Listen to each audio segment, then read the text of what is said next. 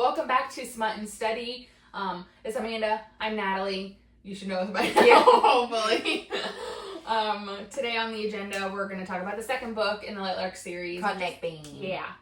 So, here we go. Nightbane by Alex Aster. It says, you were once the bane of my... I hate myself sometimes. I can actually read people. It's okay. Alright. So, you were once the bane of my existence, and now you are the center of it.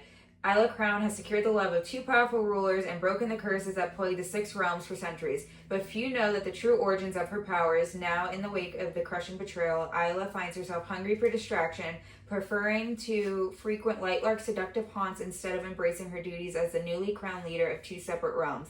Worse, her fellow rulers haven't ceded victory quietly, and there are others in Isla's midst who don't believe her ascent to powers was earned. As certain death races towards Lightlark and secrets from the past begin to unravel, Isla must weigh her responsibilities to her people against the whims of the most dangerous traitor of all, her heart. Ooh. Her heart. Such a heavy ending. That's so good. So obviously, I remember in the last episode, we literally were saying that we didn't want to spoil the end for you, but that kind of spoils the end for you a little bit. Yeah. It's okay, because I feel like we're going to have to kind of talk about... Yeah. So we won't go into detail about the ending of the last book, but basically what picks up at the very beginning of this book is that a massive betrayal happened, and Isla realizes that she once was married to Grimm, and Grimm erased her memories. So there's that point, and then the other point is that Grimm basically has, like, declared war on Lightlark. So there's that point as well. And so... Isla basically chose Oro at the end of the last book because she's just, like, felt so betrayed by Grimm. And he really didn't even give her, like, a chance to, like, ask any questions or anything like that. He basically, like, she found out that her memories got wiped. And first it was like, oh, I'm just, like, casually dating this guy. Like, you know what I mean? Yeah. Like, I'm casually seeing this guy. And then all of a sudden it's like, hey, we were husband and wife. And he kind of made the choice for her to wipe away her decisions, and she's very hurt about that. And she's also, like, hearing from Oro that Grimm is the enemy of all enemies, and now he wants to, like, attack Lightlark. So she's kind of like, how could I ever marry somebody like that? And so she's confused, and Grimm basically pieces out. He's like, hey, he's like, in like a month, I'm gonna come back and fucking destroy this. Yeah. He's a peace out, and he goes back to the portal. And Isla's there, like, broken, and she's, like, hanging out with Oro. And pretty much Oro's, like, probably shitting his pants at this point because he's like, I'm already dying. Yeah, pretty like, much. Lightlark was still, like, not safe, so he's still dying. And now Grimm's like, I'm gonna come back and F you up. Basically, like, F this entire place up. And Isla's like, well, I'm, like, staying with Oro, whatever. Yeah, because now she's like, okay, well, obviously this guy's evil. I didn't go with him, and he's like, I'm declaring war on you. And now Isla is very, very powerful, and I won't go into the details of where her powers came from, how powerful she actually is, and all this stuff, because once again, I'm not quite sure when along the timeline we really get all the details. You will learn all about that. I just don't remember exactly which books she really discovers, like, all of her powers. All of her powers, where it comes from, how powerful she is, yada yada. But she does have powers now. So she does have powers, and that's basically the ending of the last book merging into this book. Yeah. Which, you know, and very frustrating. So here we kind of learn more about Oro. Which, like, to me is actually funny because I thought, like, when this book came out, Nightbane, I'm like, ooh, nighttime. Like, Grimm, you know? More Grimm. But no, not... Lies. I mean, obviously It is. We do get some. You get some, and... I don't know. I think this is when Isla realizes, like, okay, she likes Oro, but she also is still curious to know... Why were my memories erased? Why did I love him? Yeah. What is going on here? Yeah. And I also feel like at the same time, she's also like, I'm extremely powerful, and she's like dealing with that, and she like doesn't know how to control like her powers, and she feels like she feels like Oro's too pure for her.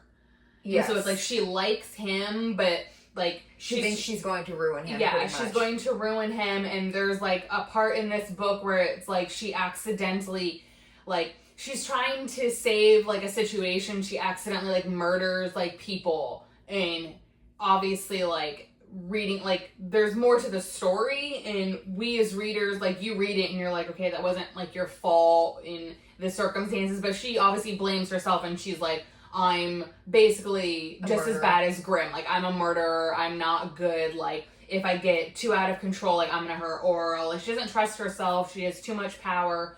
Like, she went from nothing to, like, everything.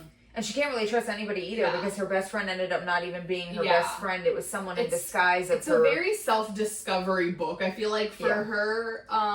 And at the same time, she's just like, hey, I have, like, a husband. Technically. You know what I mean? Like, she's, like, kind of having, like, an affair with Oro over here, but, like, technically she's, like, married, and she still knows nothing about that, and she's still confused on why Grimm wants to start a war, and she can't see, like, his reasoning behind it, and so she's just like, how the hell did I marry, like, how was I in love with this guy? How did I marry this guy? And she still doesn't have answers about that. So, that's what this book is about. It's a real self-discovery, a real, And I'm pretty sure, like, towards the end, she kind of is like, okay, well, she doesn't want to hurt Oro because she actually does care for him. Not maybe in that type of way, but obviously he's, like, madly in love with her. Yeah. But I think at the end of the book, she's kind of just like, okay, well, I need to go with Grimm now because I need to know like a situation, what his motive kind of is underneath. Yeah. Like, a situation occurs where it's, like, the three of them are, like, trying to kill each other, or, like, Grimm and Oro are trying to hurt each other, and it basically is, like, Grimm asking her to, like, come back and, you know, learn about whatever. And so she wants to go back with Grimm, but at this same sort of scenario, I think, like, she really did. There was, like, a moment where she really chose Oro's side to, like, get rid of Grimm, and then Grimm was basically like, oh, we're bound. Like, haha. And then Oro was like, obviously, like, that's, like, a huge deal. It's like, if anything happens to Grimm, happens to her, and vice versa. And so, I feel like for Oro in that moment, like, before it was like, oh, you're married. And he's like, I feel like I could get past this. And then them being bound, I felt like it was a real, like, come to Jesus moment for Oro, where it was just like it's a lot, like, deeper now. You know what I mean? And so I feel like in that moment, like, he just kind of let her go, like, a little bit. Like, I think he took a step back because, like, it wasn't just them being married, like, the fact that they were bound. Like, and obviously, again, if you read any sort of fantasy books, like, you know, any sort of, like, mate sort of bounding, like, situation, obviously, is, like, very, like, soul deep sort of stuff. And so it is very deep. So he kind of just stepped back, and, like, Isla was like, I'm gonna go with Grimm to find out whatever. And basically she did that to stop the war that was about to happen.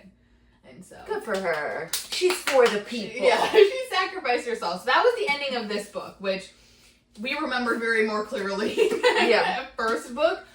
So I was okay with, you know, giving some spoilers for that. But so still in the love triangle. We don't know technically who she's choosing. She's playing the court.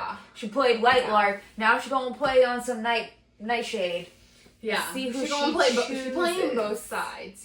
So this was a good book. It was definitely, there was a lot of, like, filler stuff because, again, like, she got all these powers, so there was a lot of, like, her learning about herself.